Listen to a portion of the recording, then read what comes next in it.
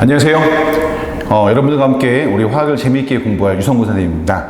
우리 그 화학의 언어에서는 일반적으로 다뤄질 가장 첫 부분, 다시 말하면 원자란 무엇인가 또는 분자란 무엇인가, 원자, 분자 또는 원소의 입자의 개념이 처음에 등장을 합니다. 그리고 뒤에 가면 이걸 가지고 양적인 개념, 양적 개념이라고 하면 과연 몇 개인가, 몇 그램인가, 몇 리터인가의 등등의 개념이 등장을 하고요. 이걸 가지고 화학식이라는 걸 써볼 거예요.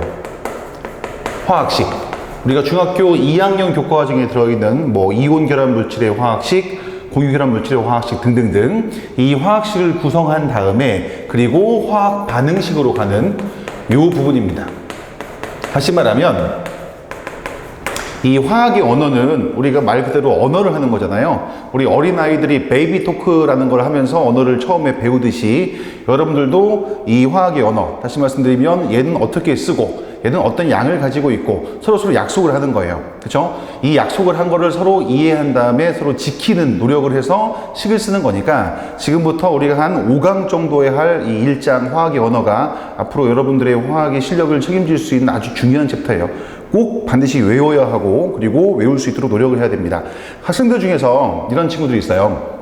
물리는 외우는 게 없어서 좋아요. 물리를 잘하는 친구들이죠. 하지만 화학은 외우는 게 많아서 싫어요 라는 친구들이 많이 있거든요.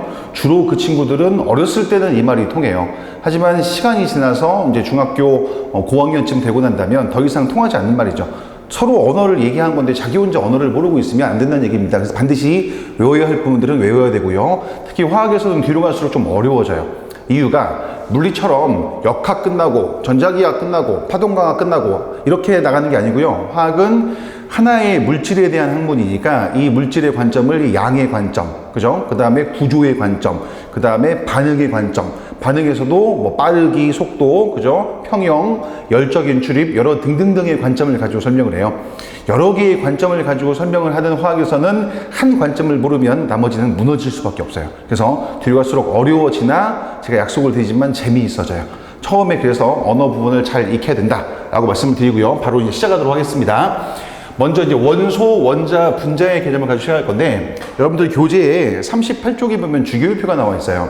요 주기율표는 IUPAC이라고 부르는 거, IUPAC이라고 쓰는데 국제 순수 응용 시, 케미스트리죠.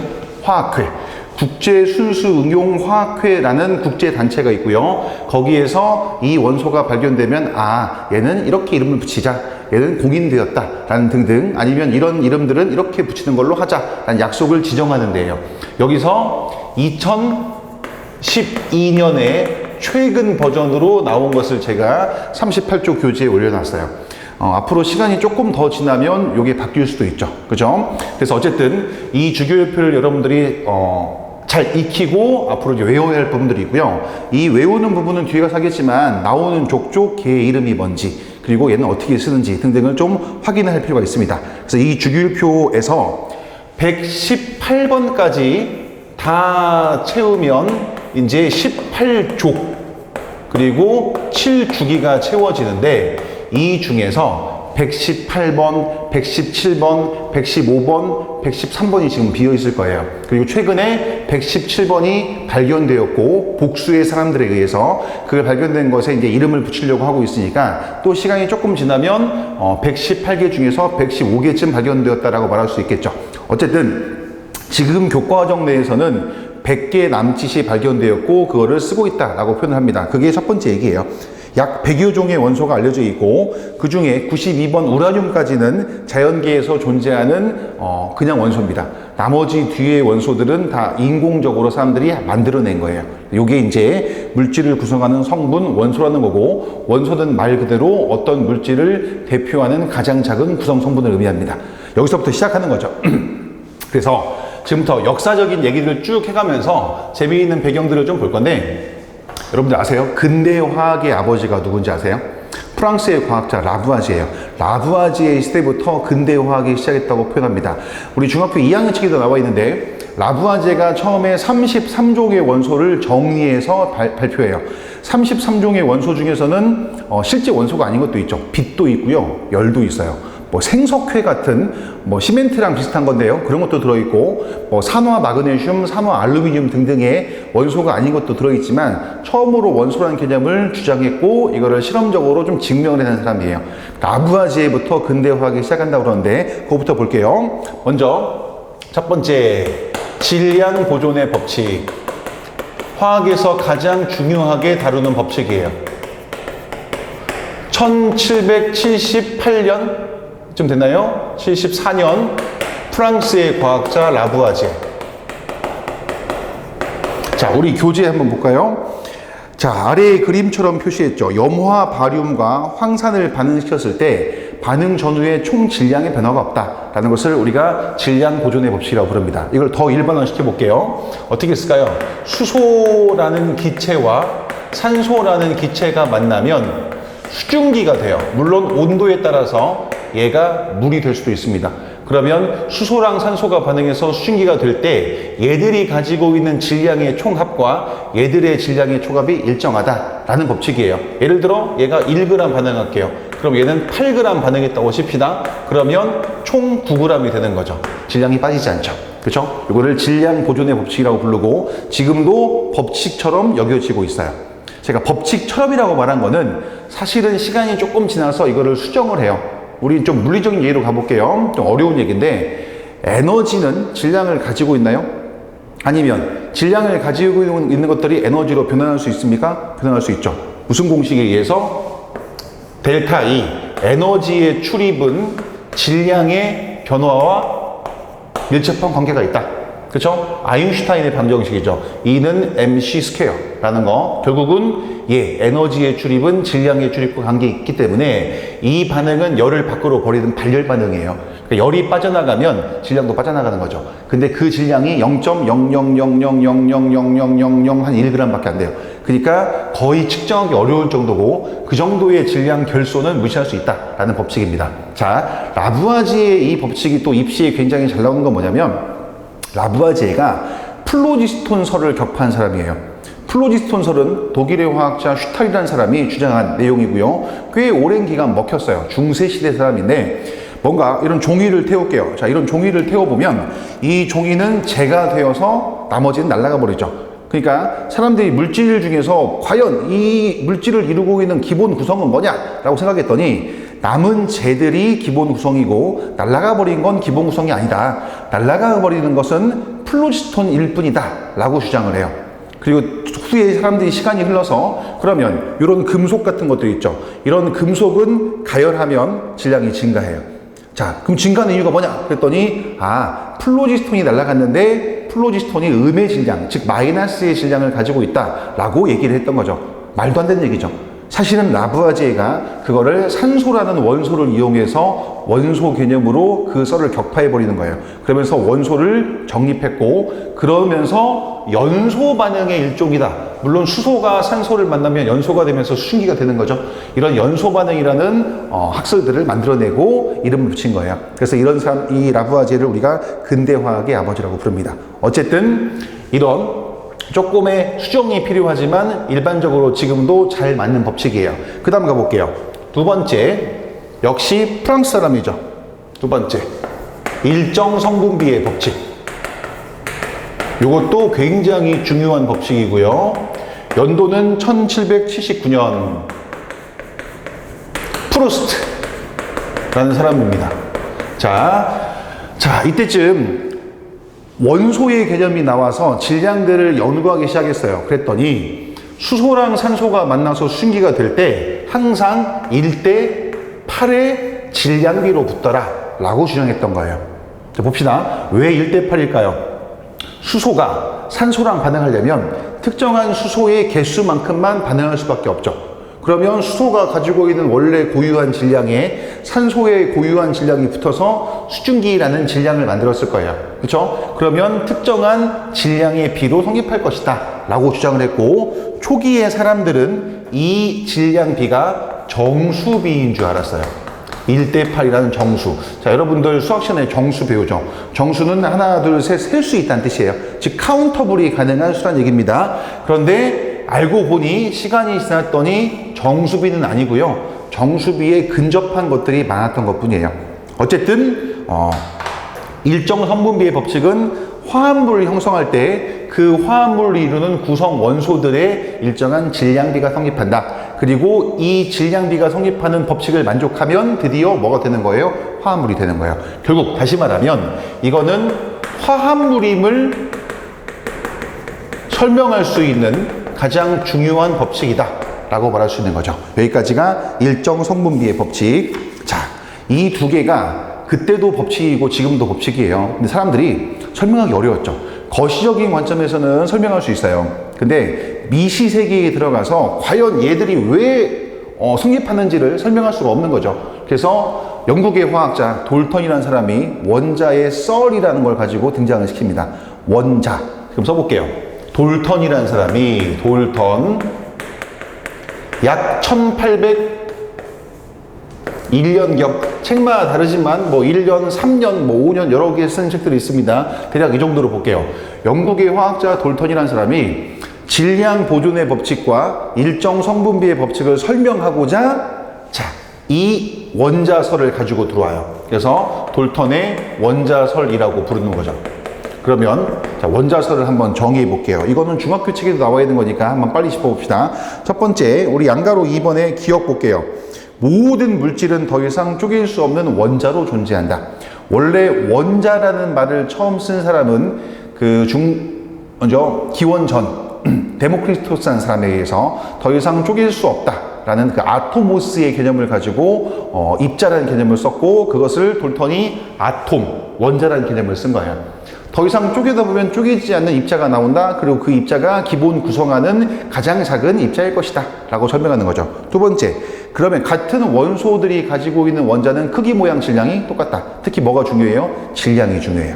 그러니까 질량이 똑같으니까 수소랑 산소들이 반응해서 어떤 수소랑 산소가 반응하든지 간에 전부 다 일정한 이런 질량비가 성립할 수 있겠다라는 근거를 제시한 겁니다.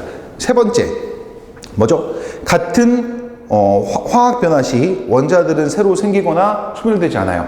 화학 반응을 한다면 원자들이 헤쳐 모여서 반응을 하는 것이다 라고 상상했던 것이고요. 원자가 쪼개지면 더 이상 반응했다고 말할 수 없다, 쪼개질 수도 없다 라고 주장하는 거예요.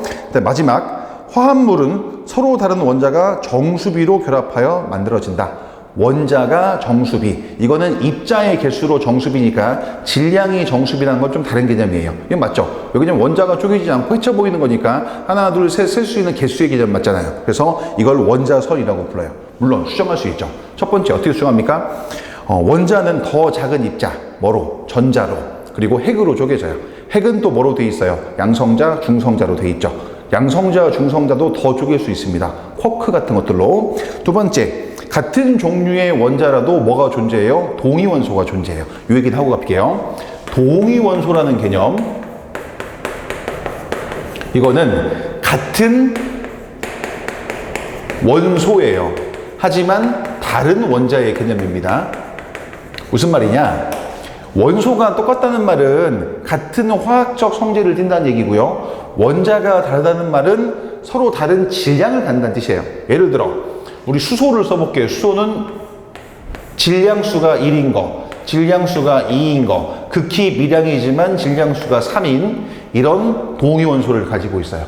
산소 써볼까요? 산소는 질량수가 16인 거, 17인 거, 18인 거 이런 동위원소를 가지고 있죠. 물론 16자리가 제일 많고요. 수소는 1자리가 제일 많은데 어쨌든 이런 다양한 형태의 동위원소를 가지고 있는데 화학적 성질은 똑같아요. 어떤 것이든 똑같은 산소고 어떤 것이든 똑같은 수소입니다. 대신에 질량이 다르기 때문에 질량이 다르다면 운동 에너지가 달라지겠죠. 그렇죠? 얘가 가지고 있는 속력도 달라집니다. 전체적으로 좀 에너지의 분포도 달라질 수 있어요. 그래서 그런 의미에서 다른 원자라고 얘기하는 거예요. 동위 원소의 발견 때문에 조금 수정이 해야 된다. 그런 얘기입니다. 그리고 화학 변화라면 새로 생성되거나 소멸되지 않아요. 하지만 물리 변화라면, 물리 변화는 얘들이 가지고 있는 전자를 가지고 결합한 게 아니고 그냥 쪼개지거나 부셔지거나 날아가거나 녹거나 하는 이런 변화예요. 상태 변화가 대표적인 물리 변화죠. 또는 핵 융합, 핵 분열도 물리 변화에 속합니다.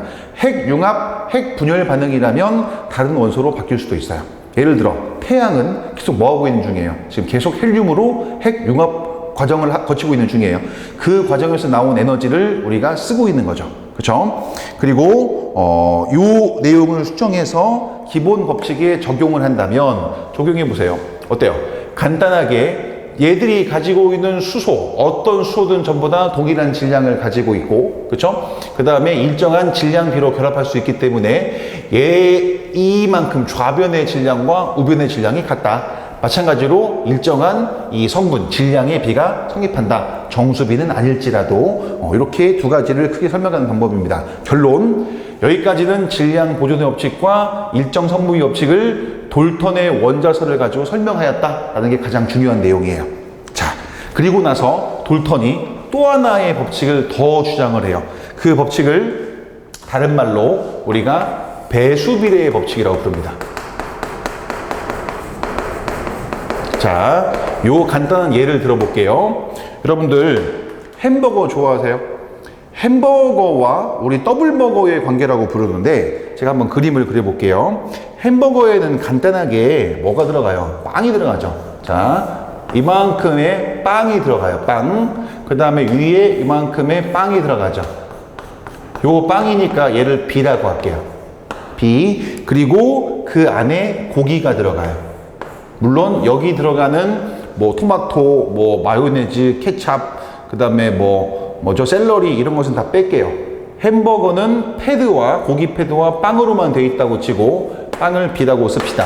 그러면 모든 세상에 존재하는 이 M, 빨간 부분의 이 고기의 질량은 다 똑같고 그 다음에 이 P, 다시 말하면 빵의 질량이 똑같다는 가정하에서 자 M과 B가 만나서 이루어지는 이 햄버거 하나는 M 하나와 B 두 개가 만났다 라고 해서 우리가 MB2라고 쓸 수 있죠.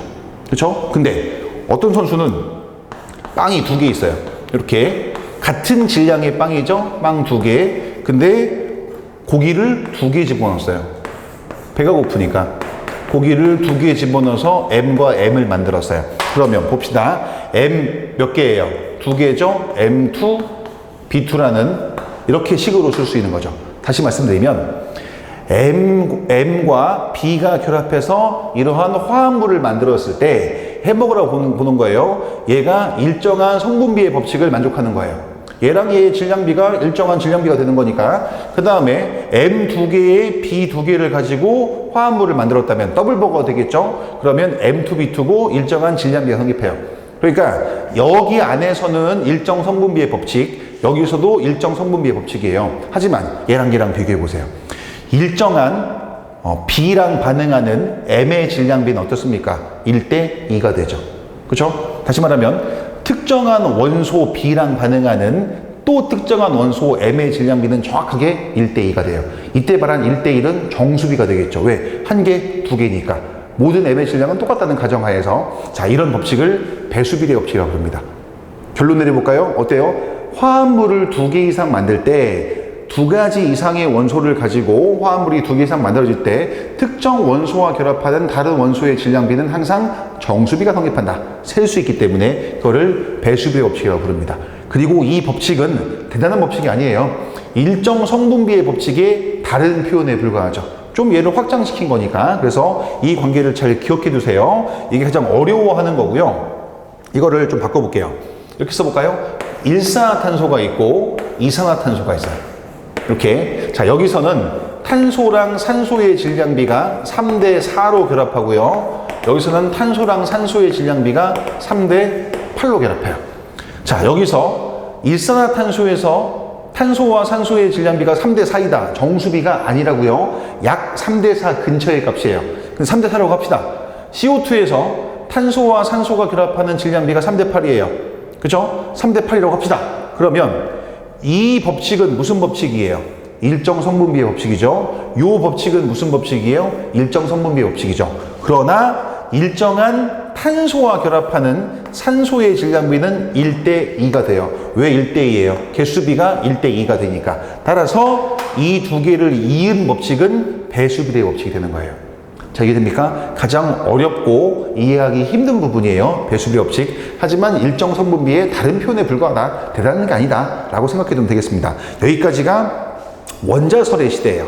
자, 원자는 사실 어렵게 등장한 개념입니다. 데모크리토스가 더 이상 쪼갤 수 없는 입자가 있다. 입자설의 근거를 제시했고요. 나중에 중세시대에 1600년대 중반에 우리가 잘 알고 있죠. 보일의 법칙에 이 보일이 기체를 압축 팽창시키다 보니까 공간이 있지 않으면 설명이 불가능한 거예요. 그래서 입자의 개념을 설명을 해요.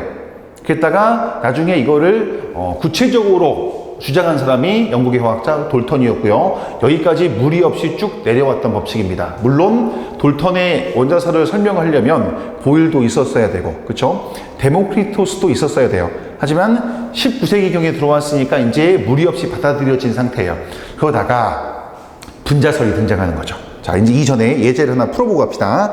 예제 1번 볼게요. 4쪽에 12g의 탄소를 충분한 양의 산소 중에서 연소를 시키면 32g의 산소랑 반응하여 44g의 이산화탄소가 생긴다. 법칙을 두 개 써라 라는 얘기입니다. 그러면 반응식을 한번 써볼게요. 우리 화학 반응식은 다음 시간쯤 나올 건데, 탄소가 산소를 만나서 이산화탄소가 된다 라고 쓰는 식이에요. 일단 지금은 쓰는 정도만 한번 알아두세요. 그러면 몇 g이죠? 충분한 산소하에서 탄소 12g을 반응했더니 얘가 32g이 반응했고 얼마가 된 거죠? 44g이 된 거예요. 무슨 법칙입니까? 질량 보존의 법칙입니다. 또 무슨 법칙이죠? 얘랑 결합하는 원소의 질량비는 3대 8이죠? 일정 성분비의 법칙이에요. 자, 아까 여기서 일정 성분비의 법칙에서 화합물을 설명했죠. 정수비가 아니었습니다. 이 1대8, 수소랑 산소의 1대8 또는 탄소랑 산소의 3대8은 원자의 질량비가 아니에요. 조심하세요. 이거 원소의 질량비예요.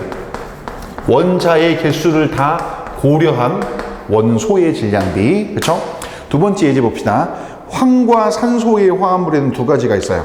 하나는 산소의 함량이 50%, 그럼 황도 50%란 얘기죠? 다른 하나는 산소의 함량이 60%, 그리고 황은 40%란 얘기입니다. 그러면 비교해 볼게요. 황과 산소 원소로 볼게요. 그러면 얘는 5대 5니까 1대 1이라는 얘기죠? 얘는 4대 6이니까 얼마입니까? 2대 3이라는 얘기입니다. 자, 이 법칙 무슨 법칙이라고요? 일정 성분비의 법칙. 이 법칙 무슨 법칙이에요? 일정 성분비의 법칙. 하지만 일정한 양의 황과 반응하는 산소의 질량비는 어떻습니까? 얘를 2로 바꾸면 2대 3이 돼버리죠. 무슨 법칙이에요? 이렇게 묶어버리면 배수비례 법칙이에요.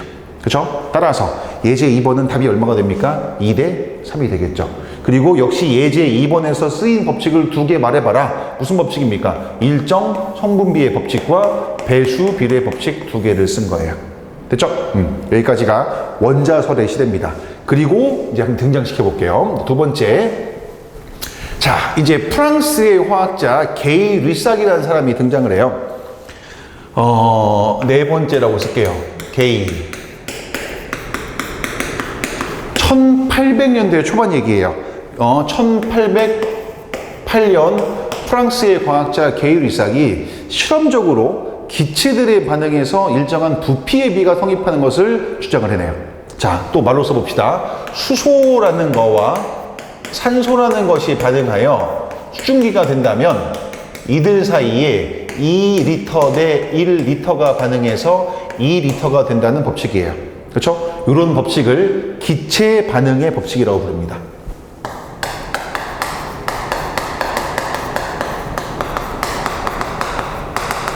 기체들이 일정한 무슨 비로? 부피의 비로 결합하는 거예요. 그리고 그 부피의 비는 정수비가 돼요. 그래서 이 결론, 특정한 부피의 비로 결합한다. 그리고 그 부피의 비는 정수비가 된다라는 법칙이에요. 이거는 지금도 법칙입니다. 특정한 부피의 비로 결합해요. 예를 들어 얘랑 2대 1로 결합할 거예요. 근데 내가 심심하니까 수소를 3리터 집어넣었어요.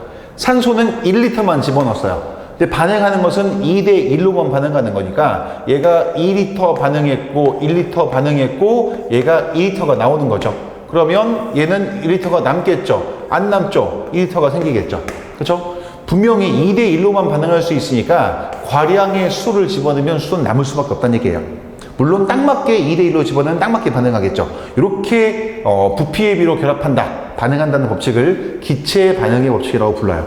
여기서 분자의 개념이 등장을 해요. 자, 그 얘기를 해볼게요. 무슨 말이냐? 사람들이 실험적으로 게이가 주장한 이 법칙을 한번 이렇게 모순이 있다라고 공격을 하기 시작합니다. 자, 부피가 일정한 공간으로 적어볼게요. 아직까지는 원자설의 시대에 살았으니까 수소라는 원자가 있는 거예요. 그리고 여기에 산소라는 원자가 들어왔어요. 그래서 다시 이 선수들이 이렇게 와서 두 부피의 수증기를 만들려면 수소는 나눠 들어가면 되겠죠? 하지만 이 파란색 산소는 서로 쪼개져야 되는 이런 결과가 생기는 거예요. 맞습니까? 수소 2리터랑 산소 1리터가 반응해서 수증기라는 기체 2리터가 될 때 산소가 쪼개져야 되는 모순이 생기는 거죠. 자, 원자는 더 이상 쪼개지면 안 된다 라고 했는데 쪼개져 버리네요. 그래서 이런 모순을 가지고 게이루스학한테 도대체 이 반응이 뭐냐 라고 했더니 게이루스학이 자기는 맞는데 원자설이 틀린 거다 라고 해서 오히려 원자설을 공격하기 시작해요. 물론 틀렸죠. 원자설은 맞습니다. 그 의미에서는. 자, 여기서는 아직 분자의 개념을 몰랐기 때문에 그렇죠. 이때 등장한 이탈리아의 과학자, 젊은 과학자죠. 아보가드로라는 사람이 분자설이라는 걸 주장해요. 자, 이 얘기 해볼게요.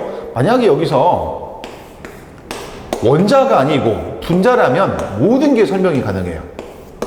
그렇죠? 여기에 수소가 이렇게 분자로 돼 있죠? 수소가 분자로 돼 있고 여기에 산소가 분자로 돼 있어요. 실제 이런 모양이에요. 수소가 2원자 분자, 산소도 2원자 분자. 그러면 이들끼리 헤쳐 모이면서 새로운 분자, 수증기, 즉 물 분자를 만들어내는 거죠. 그러면 더 이상 원자가 쪼개질 필요도 없고 그리고 원자들끼리 헤쳐 모이면서 분자를 갖는다라는 설이에요. 이것이 우리가 5번째 쓸 아보가드로의 분자설이라고 부르는 거예요. 처음에는 분자설이 인정받지 못했죠. 나중에 이제 아보가드로가 죽어서야 분자설이 인정을 받았고 이 중에서 특정한 법칙을 아보가드로의 법칙이라고 부르고 있고 지금도 아주 유명한 법칙이 됩니다.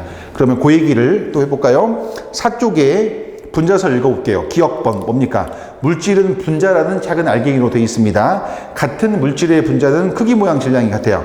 그리고 분자는 다시 원자로 쪼개질 수 있고 분자 고유의 성질을 잃게 돼요. 다시 말하면 원자들이 헤쳐 모이는 거죠. 헤쳐 모여서 분자가 되면 그 분자의 고유한 성질을 띠는 거고 얘가 끊어지면서 다른 분자가 되면 다른 성질을 띠는 거예요. 그러면 분자의 정의는 뭐죠?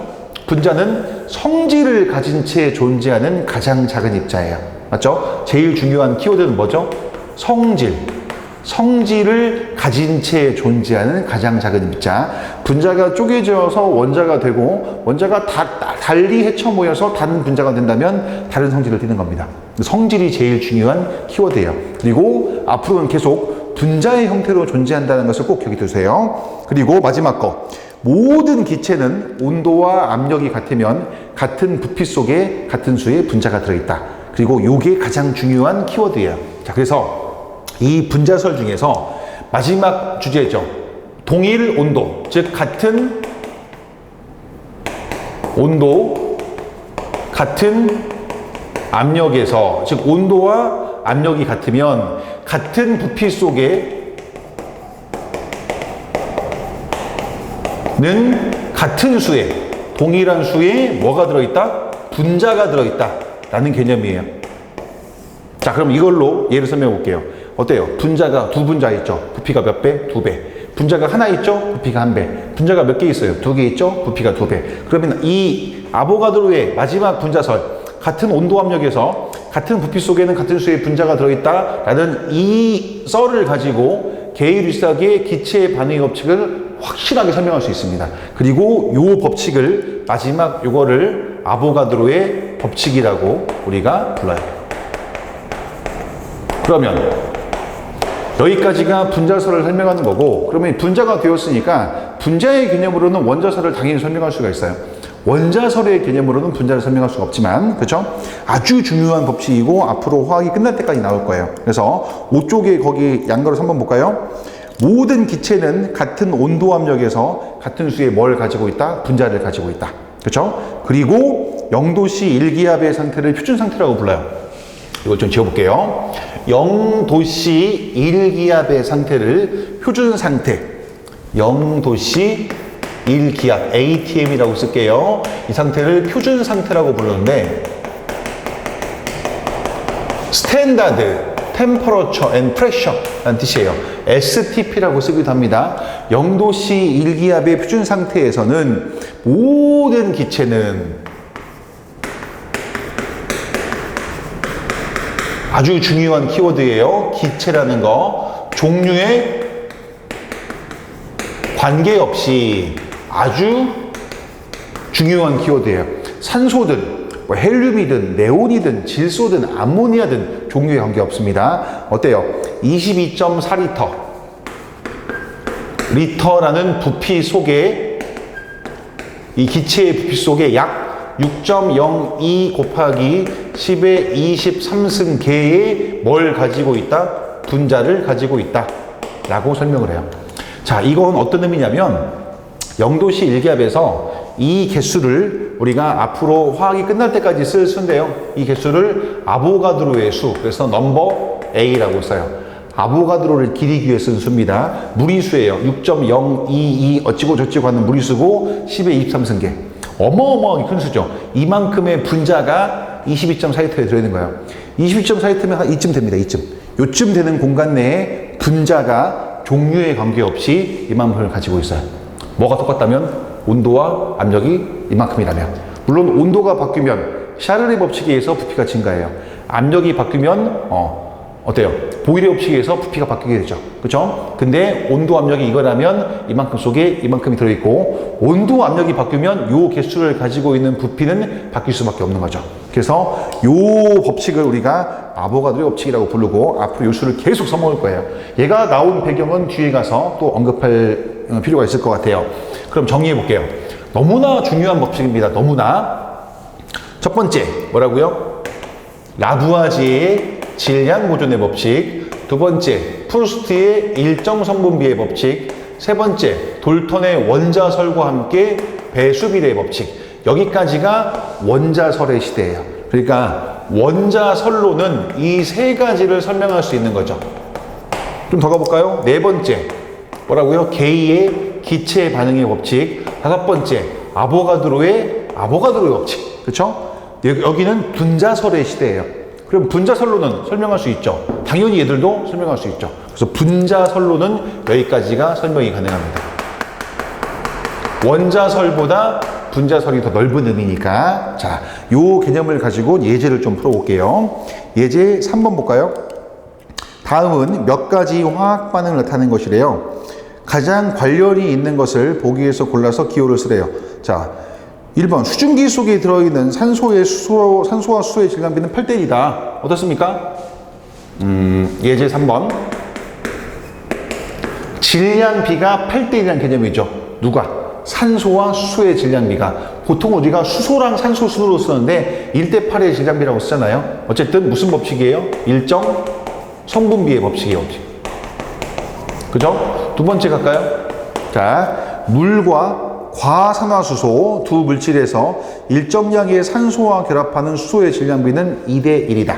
그쵸? 일정량의 산소와 결합하는 수소의 질량비는 2대1. 자, 이 얘기를 해볼게요. 물 써볼게요. 물. H2O예요.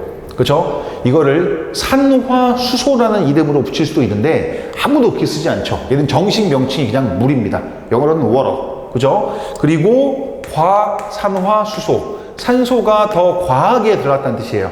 과산화수소. 자, 여기 들어있는 수소와, 이렇게 원소로 쓸까요? 수소와 산소의 질량비는 1대8이에요. 자, 뭐의 질량비라고요, 이거? 원자의 질량비가 아니고 원소의 질량비라고요. 여기서 수소랑 산소의 질량비는 1대16이 되겠죠. 이 법칙은 일정 성분비의 법칙, 이 법칙도 일정 성분비의 법칙. 일정량의 수소랑 반응하는 산소의 질량비는 1대2가 돼요. 거꾸로 2대 16으로 만든다면 일정량의 산소랑 결합하는 수소의 질량비는 2대 1이 되겠죠. 무슨 법칙입니까? 그러면 당연히 배수비례 법칙이죠.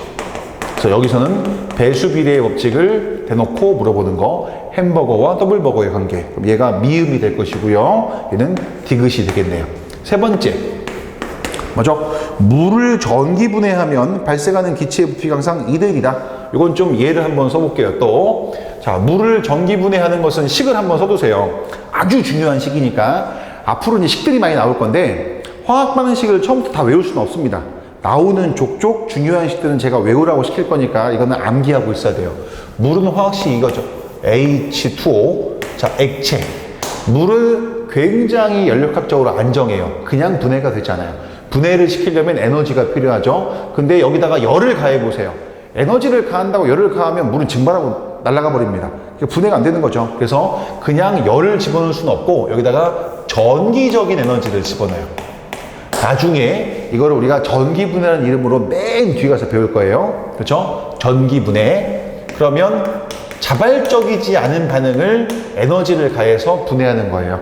식을 써볼게요. 계속 E 맞추고 H2 수소라는 기체가 나왔고요. L이라고 쓰면 액체, G라고 쓰면 기체예요. 이거 좀 뒤에 가서 얘기합시다. 그리고 산소 기체가 튀어나와요. 어떻습니까? 딱 맞죠? 수소 4개의 원자, 산소 2개의 원자. 그렇죠? 질량 보존되겠죠? 맞아요? 그래서 요거랑 요거를 비교하면 얘랑 얘의 부피의 비가 얼마예요? 2대 1이라는 부피의 비가 나와요. 부피의 비가 나왔으니까 무슨 법칙입니까? 개의 기체 반응의 법칙이죠. 그래서 이거 기체 반응의 법칙. 몇 번입니까? 그러면 니은이 되겠네요. 니은. 자, 또 추가할게요. 물을 전기분해하면 플러스 마이너스의 전극을 꽂고 반응하는 거예요. 수소는 기억하세요. 플러스 극에서 나와요. 산소는 마이너스 극에서 발생합니다. 수소는 플러스에서, 산소는 마이너스에서, 그리고 부피의 비가 2대 1, 물론 질량비는 1대 8이겠죠. 질량비는 1대 8, 그죠? 부피의 비는 2대 1. 부피의 비가 2대 1이라는 얘기는 얘들은 기체 반응의 법칙을 성립한다는 얘기고, 질량비가 1대 8이라는 얘기는 얘는 일정 성분비 법칙을 만족한다는 얘기입니다. 됐습니까? 예제 4번 볼게요. 0도씨 1기압에서 수소, 기체죠. 수소 기체에 1리터 속에 수소 분자가 N개에 들어있대요. 온도는 똑같네요. 0도씨 1기압에서 수소 H2 1리터 속에 분자가 N개예요. 그죠? 근데 같은 조건에서 산소 5리터랍니다. 산소는 5리터. 아까 중요한 얘기 나왔었죠. 온도랑 압력이 똑같다면 같은 부피 속에는 같은 수의 분자가 들어있다. 무슨 법칙이에요? 아보가드로 법칙이에요. 그러니까 얘가 부피가 5배니까 분자가 몇 개 들어있는 겁니까? 분자가 5N개 들어있는 것이겠죠. 그렇죠? 자, 문제에서는 뭘 물어봤습니까? 산소 원자가 몇 개냐 그랬으니까 분자가 5N개라면 산소는 O2라는 분자예요. 그러면 산소 원자는 몇 개? 10N개가 되겠죠. 그래서 예제 4번의 답이 10N개가 될 거예요. 됐죠? 예제 5번 봅시다. 질소 1부피는 수소 3부피랑 화합하여 암모니아 2부피를 생성합니다. 자, 또 유명한 반응식이 등장할 건데 이거 꼭 기억해야 돼요. 꼭 예제 5번에 대한 식. 질소와 수소가 만나 암모니아 같은데요. 암모니아는 NaCl라고 써요. 그렇죠? 그냥 관습 명칭으로 암모니아고요. 워낙 유명하니까 이게 정식 명칭화 된 거예요. 그래서 얘랑 1대 3으로 반응하겠죠. 그래서 3 반응해서 2가 나오는 거예요. 1대 3대 2의 무슨 비? 부피의 비로 반응한다. 따라서 게이-루이삭의 기체 반응의 법칙이 되겠네요. 맞습니까? 자, 이렇게 반응한다고 말해줬고요. 반응식을 기억하라고요. 너무나 유명한 반응식이니까. 다시 질소 1부피 안에 질소 분자가 N개에 들어있다면 이번에는 질소 2부피랑 반응할 거예요. 자, 이 안에 1부피 안에 분자가 N개 있답니다. N개. 근데 이번에는 얘가 2부피가 반응했대요. 얘는 6부피가 반응하겠죠. 상대적으로 얘는 사부피가 나올 거예요. 생성. 안 남고 사부피가 생성될 거예요. 그럼 분자가 몇 개 있습니까? 이 안에는. 분자가 2N개가 있겠네요. 그럼 똑같이 종류에 관계없이 여기는 분자 6N개가 있었을 것이고요. 여기는 분자가 4N개가 있었겠죠. 그렇죠? 그럼 우리가 분자 4N개를 가지고 있을 건데 이 암모니아 기체 중에 수소 원자의 수는 몇 개냐 이겁니다. 근데 암모니아는 NH3라고 쓰겠죠. 자, 암모니아 1개 분자 속에는 수소 원자가 3개 들어있어요. 수소 원자는 몇 개입니까? 여기서 12N개가 되겠죠. 그렇죠? 이게 예제 5번의 답이 되겠네요. 자, 문제 하나를 또 선생님이 구성해 볼게요. 다른 문제를 한번 구성해 봅시다. 조금 어려울 수 있는 얘기인데 간단한 예를 한번 들어서 설명할게요. 뒤에 나오는 얘기지만 여기서도 의미 있는 내용이니까 방금 썼던 거 N2 더하기 3H2 이 암모니아라는 반응이 있습니다. 자, 기체들끼리의 반응이에요. 질량비를 볼게요. 이거 28g이 반응하면 얘는 6g이 반응해요. 그러면 얼마 나옵니까? 34g이 나왔겠죠. 그죠? 따라서 얘랑 더해서 얘가 되었어요. 무슨 법칙입니까? 중요한 얘기죠. 질량 보존의 법칙이에요.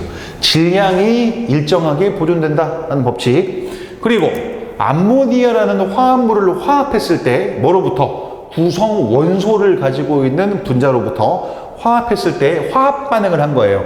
질량비가 어떻습니까? 28대 6으로 반응하죠. 세상 어디에서 반응하는지 간에 질소랑 산소의 원소의 질량비입니다. 원자가 아니고 원소의 질량비는 14대 3이라는 질소랑 수소의 질량비가 성립해요. 암모니아를 구성하는 질소랑 수소의 질량비는 14대 3. 무슨 법칙입니까? 일정 성분비의 법칙이겠죠. 그렇죠? 그 다음에 또 이들 사이에서 얘가 1리터가 반응했네요. 그럼 다시 얘는 3리터가 반응하겠죠. 그래서 다 없어지고 나면 얼마가 나옵니까? 2리터가 나옵니다. 그렇죠? 무슨 법칙이에요? 기체들끼리 일정한 정수비가 성립한다?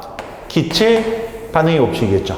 그렇죠? 그리고 여기 들어있는 분자 수를 세보니까 이게 N개의 분자, 여기는 3N개의 분자, 여기는 2N개의 분자들이 반응했다면 같은 부피 속에는 같은 수의 분자의 비율을 가지고 있으니까 그 유명한 아보가드로의 법칙이 돼요. 그렇죠? 우리가 썼던 5가지 중에서 어때요? 4가지를 쓴 거죠. 만약에 여기에서 하나를 더 추가하고 싶어요. 뭐가? 배수비례는 아직 안 나왔으니까 배수비례를 추가하려면 또 다른 식을 써주면 돼요. 여기서 설명할 수가 없는 거죠. 결국은 이런 문제가 잘 나오는 건데 반응식을 하나 딱 보여주고 이 반응식으로부터 설명할 수 있는 법칙이 뭐냐? 4가지. 그렇죠? 없는 건 배수비례 법칙. 설명할 수 없네요. 그렇죠? 만약에 배수비례를 보고 싶어요? 그럼 이러면 됩니다. 여기를 지울게요. 배수비례를 본다면 NH3라는 암모니아와 N2H4라는 화합물이 있어요. 또는 이런 것도 있겠죠? 뭐 할까요? N3H도 있어요. 이런 거 아주 다양한 관계들을 가질 겁니다. 자, 이들끼리 비교하는 거예요. 일정한 질량의 수소와 반응하는 질소의 질량비가 얼마냐 이런 얘기입니다. 그렇죠? 이거 볼까요? 일정한 수소랑 반응하는 질소의 질량비, 수소를 1로 본다면 이건 질소는 3이겠네요. 수소를 1로 본다면 질소는 2분의 1이겠죠. 질량비가. 수소를 1로 본다면 질소는 3분의 1이겠죠. 각각 이런 질량비가 등장할 거예요. 이렇게 비교하는 것이 배수비례 법칙이죠. 그죠? 또 하나 보여줄까요? 또? 자, 우리 화학 올림피아드에 나왔던 문제입니다. SO2라는 기체가 있어요. 기체. 그 다음 얘가 산소를 만나죠? 그러면 SO3라는 기체가 만들어져요. 앞에 개수를 붙일게요. 2, 1, 2가 붙으면 반응식이 완성됩니다. 전부 다 기체들이에요.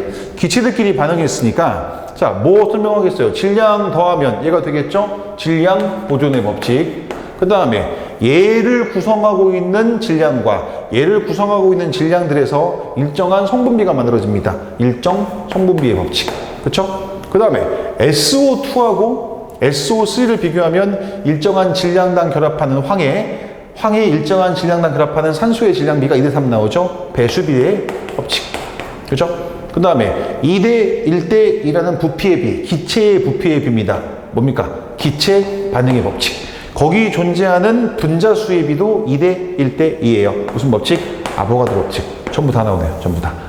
이렇게 설명할 수 있는 거죠. 좀 억지스럽긴 하지만 설명할 수는 있어요. 그래서 이런 유형의 문제가 화학 올림피아드, 지금 뭐 중학생 화학대회라는 이름으로 바뀌어 있지만 거기에 나왔던 문제고, 여기서 쉬운 내용이지만 강조했던 게 앞으로 계속 쓰일 내용들이었기 때문에 좀 강조를 했어요. 여기까지 일단 끊어보고요. 우리 다음 시간에는 원자의 구성, 원자의 표시, 뭐 이온의 이름 붙이는 것 등, 그 다음에 또 외워야 할 것들 몇 개를 또 확인해 보면서 가도록 하겠습니다. 자, 고생 많았습니다.